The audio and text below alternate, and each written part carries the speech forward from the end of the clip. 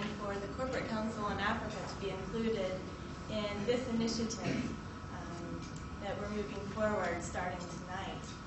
And ladies, I did fly in from DC as well today, so I look forward to getting to know you individually over the next day, also back in DC as well.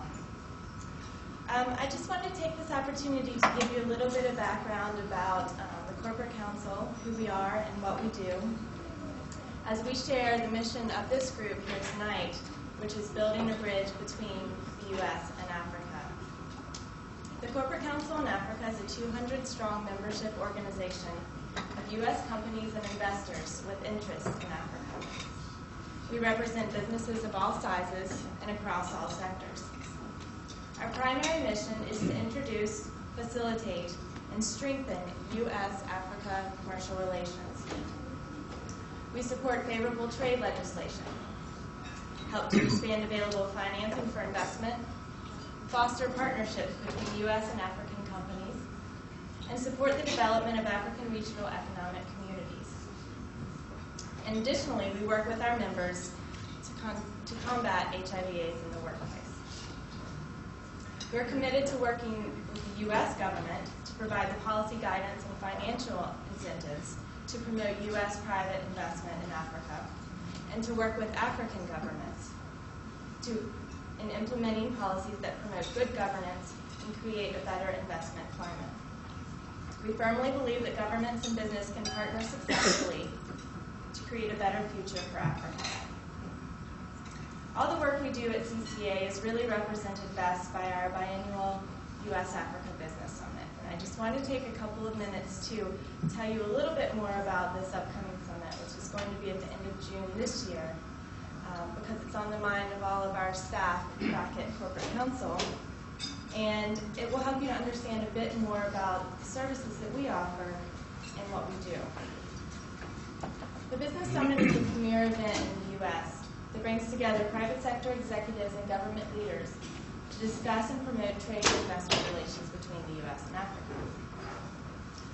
We held our first summit in 1997, so this will be our 5th annual summit, and the summits usually draw about 2,000 people, U.S. and African government officials and U.S. and African business executives.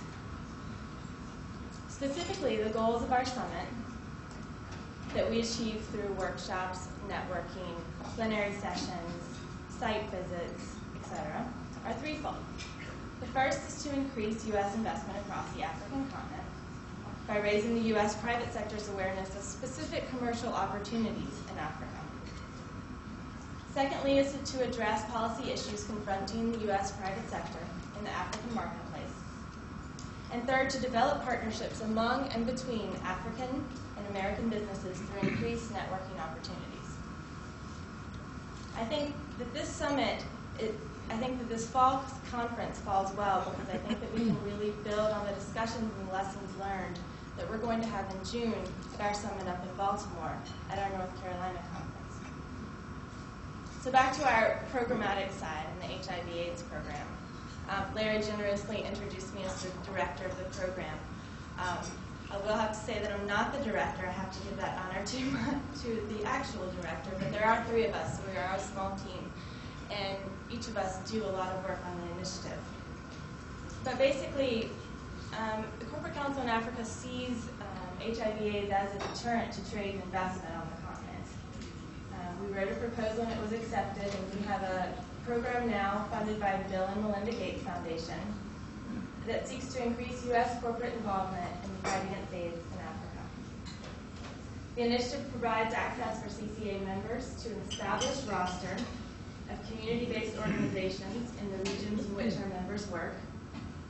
We also provide them access to potential funding resources and an internet-based information database of the most comprehensive HIV/AIDS information available. We assist in brokering partnerships using these resources to leverage technical assistance and funding for the establishment and/or expansion of HIV/AIDS prevention care and treatment programs for our members' African workforce. The broader goal of the initiative is to better engage the private sector in a more comprehensive response to the pandemic in Africa and to enhance private sector contributions to the national agendas on AIDS.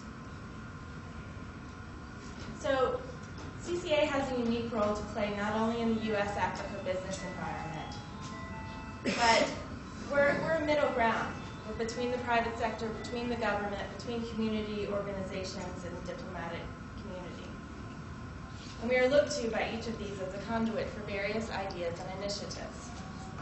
We're truly a connector, making relationships and often business possible. So we look forward to working with you ladies and all of you in this room to help advance our common goal of increasing trade relationships between North Carolina and Africa, and using those trade alliances to address social and humanitarian issues on the continent, including HIV/AIDS.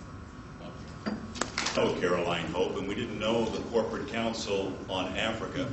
We've met a lot of people in the last year or so that we've been putting together this program. Caroline gave you a hint of what we're talking about as a platform for delivering that aid to Africa. And so how did this start? And why North Carolina? This is from great areas of the earth, certainly from Africa, from Europe, from Asia. We have lots of goods that come in through our seaports. What we envision is North Carolina being the primary entry point to the United States for goods coming in from Africa. Goods that would be distributed throughout the eastern part of the United States. And within 1 day's truck drive from where we sit right now, you could reach 60% of the population of this country. And that's good for Africa. It's good for developing trade. How did all this come about? About 2 years ago, there was a gentleman who you hear from in a moment who had an idea. He said, you know, most of the flowers that come in for Mother's Day come from Tanzania. I don't know how many of you knew that, but Africa is the source of those Mother's Day roses that you buy. And most of those come in through Miami. Miami's not the greatest point in this country for this stuff to come into. It's very inconvenient. You have a day's truck drive just to get out of the state of Florida, let alone to get all of the Walmarts and BJ's and all the other places that you're trying to get those roses to. But it just sort of happened that way, that Miami has developed that over the years. Well, there's no reason those roses couldn't come in through RDU or through the Triad Airport or through the Global Transpark as far as that goes. We have outstanding assets to handle exactly that kind of commodity. And by the way, if you can do it with roses, you can do it with other commodities that come this way from Africa. So what we had envisioned with roses, what this gentleman's vision was, is let's say if we can do a pilot project and bring these roses in from Tanzania.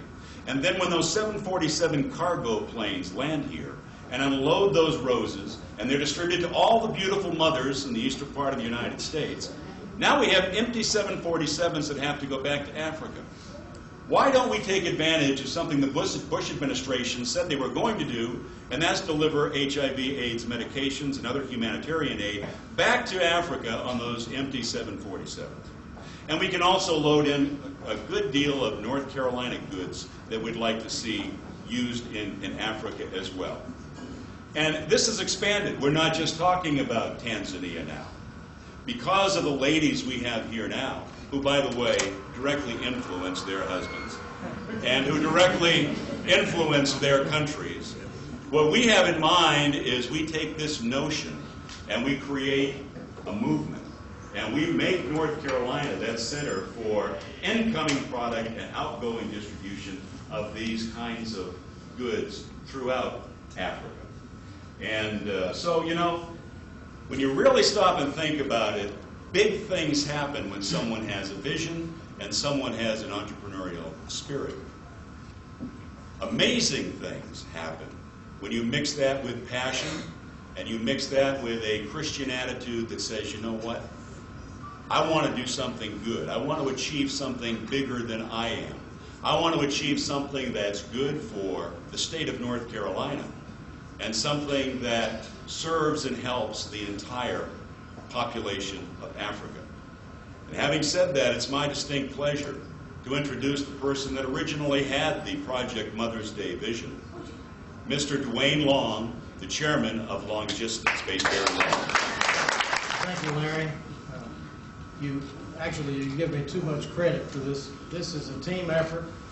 And it's beautiful to see each and every one of you here tonight.